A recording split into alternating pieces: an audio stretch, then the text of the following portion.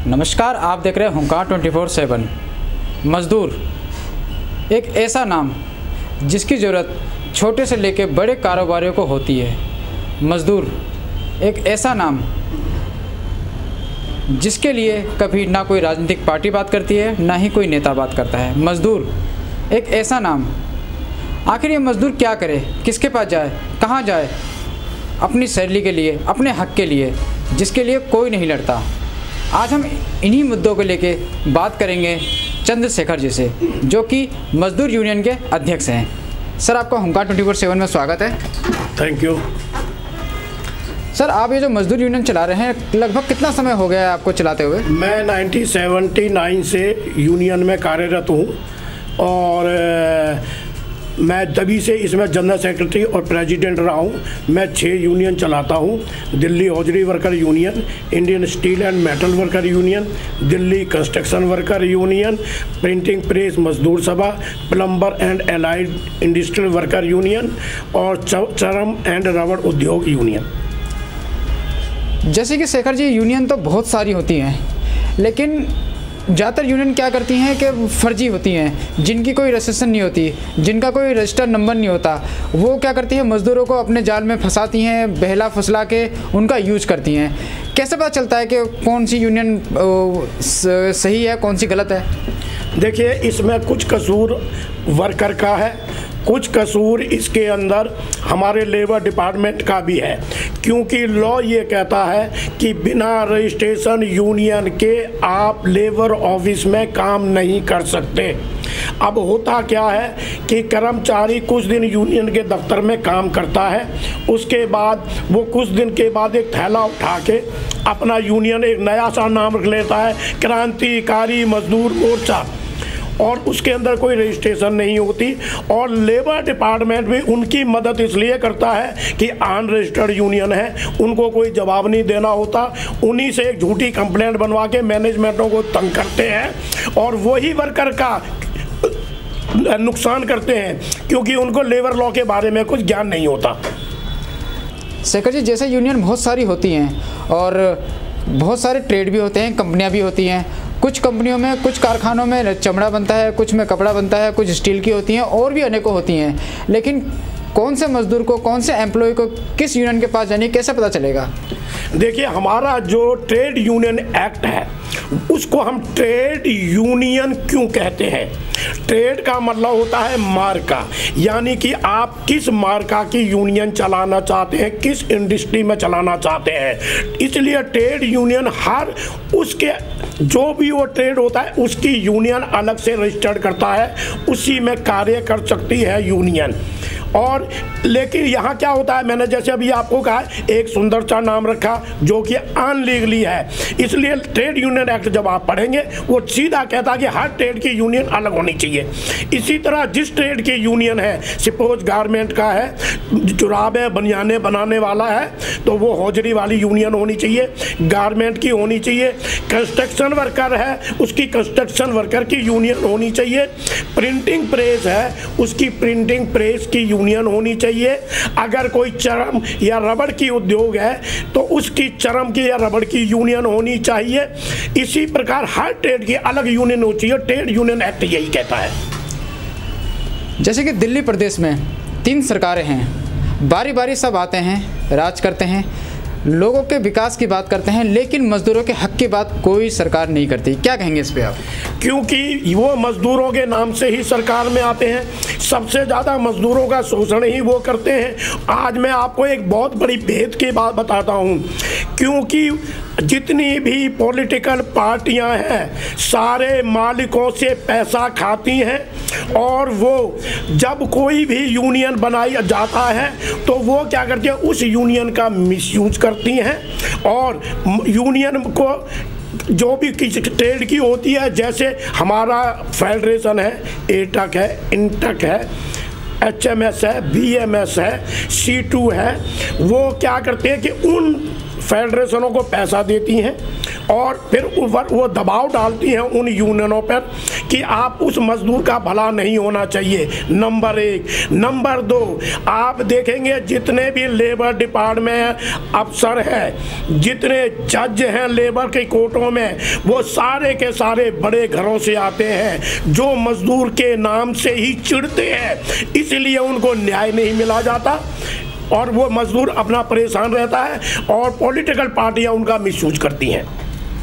चंद्रशेखर जी, जैसे कि बार बार देखा गया है, जो भी बड़ी कंपनियां होती हैं, कारखाने होते हैं या कोई फैक्ट्री होती है, उसमें ज़्यादातर देखा गया है मजदूर और कंपनी के बीच में हमेशा एक थर्ड पर्सन होता है, एक तीसरा आदमी होता है, चाहे उसको ठेकेदार कह रहे हैं या कॉन्ट्रैक्टर कह रहे हैं। कानून के हिसाब से जो मजदूर का हक उसको मिलना चाहिए डायरेक्ट कंपनी से, वो उसको ठेकेदार के द्वारा मिलता है और पूरा नहीं मिलता, आधा मिलता है। इस पे मजदूर को कहाँ और कैसे और किसके पास जाना चाहिए? हाँ, इसके बारे में मैं आपको ये कहूँगा कि एक हमारा एक्ट है, उसे हम कहते हैं प्रिंसिपल एम्प्लॉयर एक्ट। लॉ के मुताबिक कोई भी मैनेजमेंट जो गवर्नमेंट ऑफ इंडिया से रजिस्टर्ड ना हो वो ठेकेदार नहीं रख सकती। आज वर्करों का मिसयूज करने के लिए मालिक नकली ठेकेदार रखते हैं और वो उनके ESI, PF, मिनिमम वेज सारी सुविधाओं से उनको वंचित रखते हैं और मजदूर के दिमाग पे केवल एक साइकोलॉजी इफेक्ट डालते हैं, तू ठेकेदार के अंतर्गत है, तू कोई सुविधा लेने का हक नहीं है। जबकि ऐसा कोई लॉ नहीं है कि बिना रजिस्टर्ड कोई भी ठेकेदार कोई मैनेजमेंट रख सके। वो केवल मजदूरों का हक मारने के लिए ठेकेदार रखती है। जैसे कि कई कंपनियां ऐसी भी होती हैं जो मजदूरों का हक मार देती हैं और यहाँ से प्लान करने के चक्कर में या फिराक में होती है, तो ऐसे में असहाय मजदूर क्या करे, किसके पास जाए और किसके पास जाके अपना हक मांगे? क्या वाकई में कोई ऐसा कानून है जिसमें मजदूरों के लिए कुछ हक होता है? जरा उसके बारे में बताइए। जी हाँ, अगर कोई भी कंपनी बाहर जाती है या किसी प्रकार की सुविधा नहीं देती है, देखिए आज बड़ी बदकिस्मती के है कि आज जितने लेबर डिपार्टमेंट हैं ज़्यादा से सारे के सारे 90% भ्रष्ट हैं।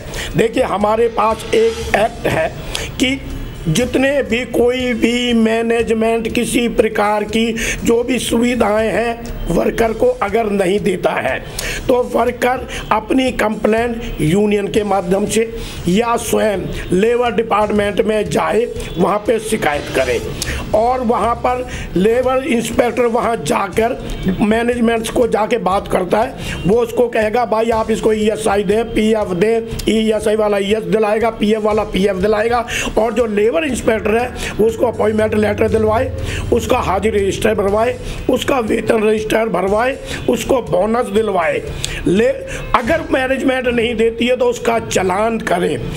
अगर पहला चालान करेगा इंस्पेक्टर, अगर वो दोबारा भी उन सुविधा नहीं देता तो उस इंस्पेक्टर के पास अधिकार है कि वो नॉन मेंटेनेंस ऑफ रिकॉर्ड का चालान करके जज के पास जाए, जिसमें जितने कर्मचारी काम करते होंगे उतने चालान पर डे के हो सकते हैं। लेकिन मैं आपको बड़ी बदकिस्मती के साथ ये कह रहा हूँ, बड़े अफसोस के साथ कह रहा हूँ, आज तक आप लेबर डिपार्टमेंट में जाकर इंक्वायरी करें कि मुझे नहीं लगता कि 1% भी चालान नॉन मेंटेनेंस ऑफ रिकॉर्ड में किया हो। वो क्या करते हैं, खाना पूर्ति करने के लिए सिर्फ नॉन प्रोड्यूस ऑफ रिकॉर्ड का चालान करते हैं। उसने रिकॉर्ड नहीं दिखाया, उसमें 500 रुपये का चालान है, मैनेजमेंट 500 रुपया दे के वो कहती है मुझे रिकॉर्ड बनाने का क्या ज़रूरत है, क्योंकि सारा लेबर डिपार्टमेंट उनसे मिला हुआ है।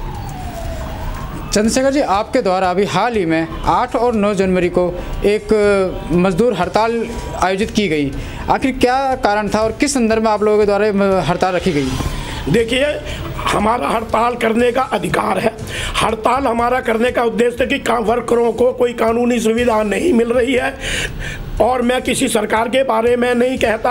हाँ, ये जरूर कहता हूँ कि सरकार और लेबर डिपार्टमेंट मिलके मजदूरों का शोषण कर रहे हैं। कहीं मिनिमम वेज 70% जगह नहीं मिल रहा, 70% फैक्ट्रियों के अंदर कोई रिकॉर्ड, कोई बोनस नहीं देता, ESI PF नहीं देते, आपका हाजिरी रजिस्टर नहीं भरते, वेजेस रजिस्टर नहीं भरते, बोनस नहीं देते और लेबर डिपार्टमेंट हाथ पे हाथ रख के बैठा रहता है, जिसके विरोध में हमने ये हड़ताल करी और मजदूरों का जो मिनिमम वेज है वो आज हम 18,000 की मांग कर रहे हैं, क्योंकि जो मजदूरों के लिए मिनिमम वेज 18,000 में आजकल क्या होता है, आज आप मजदूर जो बाहर से आया हुआ है, आप देखें 10,000 रुपये से कमरे किराए पे नहीं है, बच्चों की आप पढ़ाई देखें। इसलिए हमारी डिमांड है कि मजदूरों को कानूनी सुविधाएं मिलनी चाहिए, मजदूरों को उनका बोनस मिलना चाहिए, मजदूरों को 18,000 रुपये मिनिमम वेज मिलना चाहिए। जैसे कि आपने मजदूरों के बोनस वाली बात हुई, अगर मजदूरों को बोनस कोई कंपनी या कोई ठेकेदार नहीं देता है